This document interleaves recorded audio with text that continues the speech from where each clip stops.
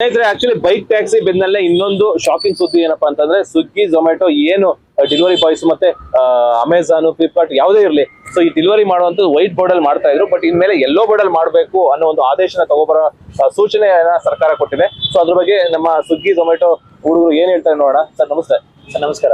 Sir, ಇವಾಗ ನಿಮಗೆ ಕೇಳಿದ್ರೆ ವಿಷಯನ, ಸೊ ಅದು ಕೇಳೋ ಏನು ಸ್ವಲ್ಪ ಮೀಟಿಂಗ್ ಅಲ್ಲಿ ಇದ್ವಿ, ಈಗ ಆಚೆ ಬಂದ್ಮೇಲೆ ಗೊತ್ತಾಯ್ತು.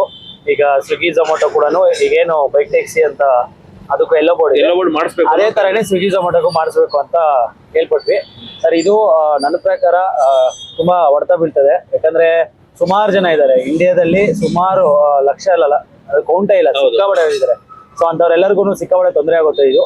ಅಂಡ್ ನೋಡ್ಬೇಕು ಮುಂದಿನ ಬೆಳವಣಿಗೆಗೆ ಏನೇನೆಲ್ಲ ಆಗುತ್ತೆ ಅಂತ.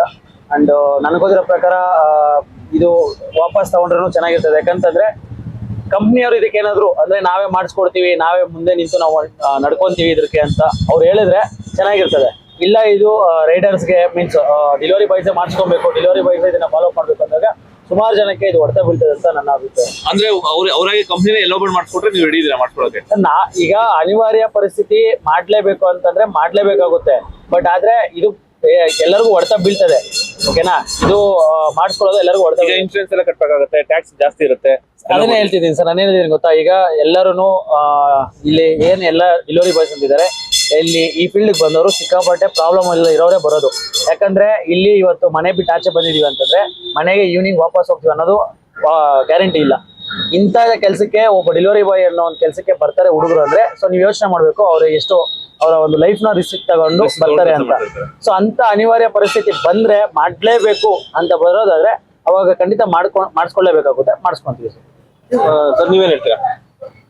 ಸರ್, ಏನಂದ್ರೆ ಸಿದ್ದರಾಮಯ್ಯ ಸರ್ಗೆ ಆ ಬಗ್ಗೆ 5 ಬಗ್ಗೆ ಗ್ಯಾರಂಟಿ ಕೊಟ್ಟಿದಾರಲ್ಲ, ಆ ಗ್ಯಾರಂಟಿಗೆ ದುಡ್ಡು ಇರ್ಲೋ ಸಲುವಾಗಿ ಈ ತರ ಪ್ಲಾನ್ ಮಾಡಿದ್ದಾರೆ. ಅವ್ರು ನಮ್ಮಿಂದ ಜನರಿಗೆ ದುಡ್ಡು ಬರುತ್ತೆ ಮತ್ತೆ ವರ್ಷ ಟ್ಯಾಕ್ಸ್ ಕಟ್ತೀವಲ್ಲ, ಅದಕ್ಕೋಸ್ಕರನೇ ಅವನು ಆ ತರ ಪ್ಲಾನ್ ಮಾಡಿರ್ಬೋದು ಕರ್ನಾಟಕ ಸರ್ಕಾರ, ಕಾಂಗ್ರೆಸ್ ಸರ್ಕಾರ.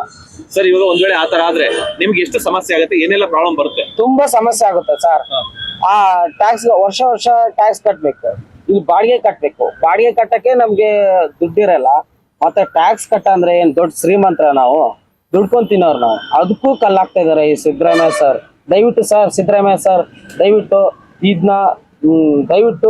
Yellow board ಮಾಡಿಸ್ಬೇಡಿ. ದಯವಿಟ್ಟು ನಮ್ಮ ಹೊಟ್ಟೆ ಮೇಲೆ ಹೊಡೆದಂಗ ಆಗುತ್ತೆ. ದಯವಿಟ್ಟು ಇದೊಂದು ರಿಕ್ವೆಸ್ಟ್ ಎಲ್ಲಾ ಡೆಲಿವರಿ ಬಾಯ್ಸ್ ಕಡೆಯಿಂದ. ಆಮೇಲೆ ಹೊಟ್ಟೆ ಮೇಲೆ ಹೊಡೆದಂಗ ಆಗುತ್ತೆ ಅಷ್ಟೇ. ಏನಾಗುತ್ತೆ, ಏನೇನು ಸಮಸ್ಯೆ?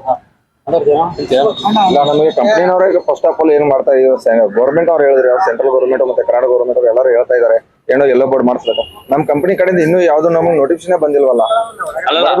ಅಂದ್ರೆ ಇನ್ನು ಆದೇಶ ಬಂದಿಲ್ಲ, ಇನ್ನು ಬರೋ ಮುನ್ಸೂಚನೆ ಇದೆ. ಅದೇನು ಕಂಪನಿ ಏನೇನು ಪ್ರೊಸೀಸಿಂಗ್ ಮಾಡ್ತಾರೆ ಅಂದ್ರೆ, ಇವಾಗ ಡೆಲಿವರಿ ಯಾರು ಕೆಲಸ ಮಾಡಕ್ಕಾಗಲ್ಲ. ಆದ್ರೆ ಇವಾಗ ಯೆಲ್ಲೋ ಬೋರ್ಡ್ ಅಂದ್ರೆ ಡೈರೆಕ್ಟ್ ಆಗಿ ಹೆಂಗ್ ಮಾಡ್ತಾರೆ ಹೇಳಿ?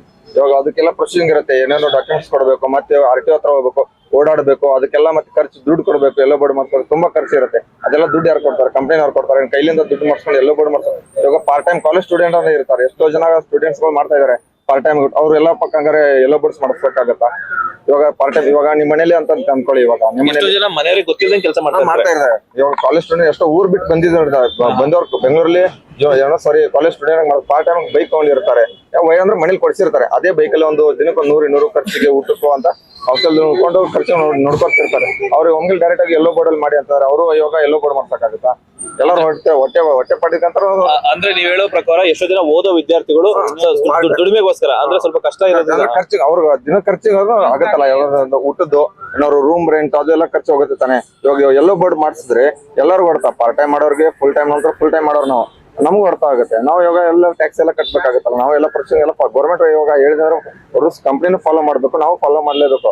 ಕಾನೂನು ಎಲ್ಲರಿಗೂ ಒಂದೇ, ನನಗೊಂದು ನಿಮ್ಗೊಂದು ಅಲ್ಲಲ್ಲ, ಎಲ್ಲರಿಗೂ ಒಂದೇ ತಾನೆ. ಇವ್ರ ಕಂಪ್ನಿನವರು ನಡ್ಸ್ಕೋಬೇಕು, ನಾವು ನಡ್ಸ್ಕೋಬೇಕಲ್ಲ. ಹಂಗೆ ಅಂದ್ರೆ ಈಗ ನೀವು ಏನೆಲ್ಲ ಚಾಲೆಂಜಸ್ ಇದೆ, ಇವಾಗ ಎಸ್ಪೆಷಲಿ ವೈಟ್ ಬೋರ್ಡ್ ಅಲ್ಲಿ ಏನೋ ತುಂಬಾ ಚಾಲೆಂಜಸ್ ಇದೆ ಅಂತ ಹೇಳಿದ್ರಿ ಸರ್. ಇನ್ನೊಂದೇನಂದ್ರೆ, ಈ ಡೆಲಿವರಿ ಫೀಲ್ಡ್ ಅಲ್ಲಿ ಸುಮಾರು ಜನ ಕೆಲಸ ಎಲ್ಲೂ ಸಿಗ್ದೇನೆ ಚೆನ್ನಾಗಿ ಓದ್ಕೊಂಡು ಚೆನ್ನಾಗಿರೋರು ಈ ಕೆಲಸ ಬಂದಿರ್ತಾರೆ. ನಿಮ್ಗೆ ಗೊತ್ತಿಲ್ದಿರನೋ ನಮ್ ಬೆಂಗಳೂರಲ್ಲಿ ಲಕ್ಷಾಂತರ ಜನ ಏನ್ ಮಾಡ್ತಾರೆ ಅಂತಂದ್ರೆ, ಊರಲ್ಲಿ ಸೊ ಈ ತರ ಡೆಲಿವರಿ ಜಾಬ್ ಮಾಡ್ತೀರಾ ಅಂದ್ರೆ ಬೇರೆ ಏನೋ ಕೆಲಸ ಮಾಡ್ತಾ ಇದೀವಿ ಅಂತ ಹೇಳ್ಕೊಂಡು ಡೆಲಿವರಿ ಜಾಬ್ ಮಾಡ್ತಿರೋಂತ ವ್ಯಕ್ತಿಗಳು ಇದಾರೆ. ಯಾಕಂದ್ರೆ ತುಂಬಾ ಓದಿರ್ತಾರೆ ಸರ್. ಅವ್ರು ಬಂದು ಡೆಲಿವರಿ ಜಾಬ್ ಮಾಡ್ಕೊತಿದ್ದಾರೆ ಅಂತ ಅದನ್ನ ಮನೆಯಲ್ಲೂ ಹೇಳಕ್ಕಾಗಲ್ಲ. ಅದಾದ್ಮೇಲೆ ಈ ತರ ಫ್ರೆಂಡ್ಸ್ಗಾಗ್ಲಿ ಫ್ಯಾಮಿಲಿ ಸರ್ಕಲ್ ಅಲ್ಲಿ ಹೇಳ್ಕೊಳಕ್ಕಾಗಲ್ಲ. ಸೊ ಅಂತವ್ರು ಏನ್ ಮಾಡ್ತಾರೆ ಹೇಳಿ, ಅಂತವ್ರಿಗೆಲ್ಲ ಸಿಕ್ಕಾಪಟ್ಟೆ ತೊಂದರೆ ಆಗುತ್ತೆ ಮುಂದಿನ ದಿನಗಳಲ್ಲಿ. ಸೊ ನನ್ನ ಪ್ರಕಾರ ಇದು ಡೆಲಿವರಿ ಬಾಯ್ಸ್ಗೆ ತುಂಬಾ ಹೊಡೆತ ಬೀಳ್ತದೆ ಸರ್. ಈಗ ನೀವ್ ಹೇಳೋ ಪ್ರಕಾರ ನೋಡಿ ನೀವೊಂದ್ ಹೇಳಿ. ಅಲ್ಲ ನೀವ್ ಎಕ್ಸೆಪ್ಟ್ ಮಾಡ್ತೀರಾ ಅಂದ್ರೆ ಎಲ್ಲೋ ಬೋರ್ಡ್ ಮಾಡೋದು ಎಕ್ಸೆಪ್ಟ್ ಮಾಡ್ತಾರೆ ನಮ್ಗೆ. ಬರಲ್ಲ. ನಿಮ್ಗೆ ಹೊಡೆತ ಬಿಡುತ್ತೆ ಅನ್ಸುತ್ತಾ? ಓಕೆ ಸ್ನೇಹಿತರೆ, ನೋಡಿದ್ರಲ್ಲ ಆಕ್ಚುಲಿ ಡೆಲಿವರಿ ಬಾಯ್ಸ್ ಅಂದ ತಕ್ಷಣ ಅವ್ರು ತುಂಬಾ ಚಾಲೆಂಜಸ್ ಇರುತ್ತೆ. ಎಷ್ಟೋ ಜನ ಮನೇಲಿ ಗೊತ್ತಿಲ್ಲದಂಗೆ ಕೆಲಸ ಮಾಡ್ತಿರ್ತಾರೆ. ಅಂದ್ರೆ ಎಲ್ಲಿಂದ ಹಳ್ಳಿಗಳಿಂದ ಬಂದು ಇಲ್ಲಿ ಏನೋ ಒಂದು ಕೆಲಸ ಓದ್ಕೊಂಡು ಆ ಓದಿಗೆ ದುಡ್ಡಿಗೆ ಬೇಕಲ್ಲ, ಆ ದುಡ್ಡಿಗೋಸ್ಕರ ಡೆಲಿವರಿ ಜಾಬ್ ಮಾಡ್ತಾ ಇರ್ತಾರೆ. ಅಂತವರೆಲ್ಲ ಎಲ್ಲೋ ಬೋರ್ಡ್ ಮಾಡಿಸ್ಕೊಂಡು ಡೆಲಿವರಿ ಮಾಡ್ಬೇಕು ಅಂತಂದ್ರೆ ತುಂಬಾನೇ ಕಷ್ಟ ಆಗುತ್ತೆ ಅನ್ನೋದು ಕೆಲವರ ವಾದ.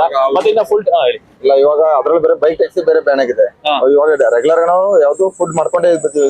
ರ್ಯಾಪಿಡೋ ಬರೋ ಅದು ಎಲ್ಲ ಕ್ಯಾನ್ಸಲ್ ಆಯ್ತು. ಅದು ಬೈಕ್ ಟ್ಯಾಕ್ಸಿ ಅದಕ್ಕೆಲ್ಲ ಬೋರ್ಡ್ ಪ್ರೊಸೀಜರ್ ಬ್ಯಾನೇ ಮಾಡ್ಬಿಟ್ರು. ಇವಾಗ ಇದನ್ನು ಬ್ಯಾನ್ ಮಾಡಿದ್ರೆ ನಾವೆಲ್ಲ ಹೋಗೋಣ? ಓಕೆ, ಸೊ ಈಗ ಬೈಕ್ ಟ್ಯಾಕ್ಸಿ ಆಲ್ರೆಡಿ ಬ್ಯಾನ್ ಆಗಿ ಎಷ್ಟೋ ಜನಕ್ಕೆ ನಷ್ಟ ಆಗಿದೆ, ಎಷ್ಟೋ ಜನಕ್ಕೆ ಕೆಲಸ ಇಲ್ಲ, ಎಂಪ್ಲಾಯ್ಮೆಂಟ್ ಹೋಗಿದೆ.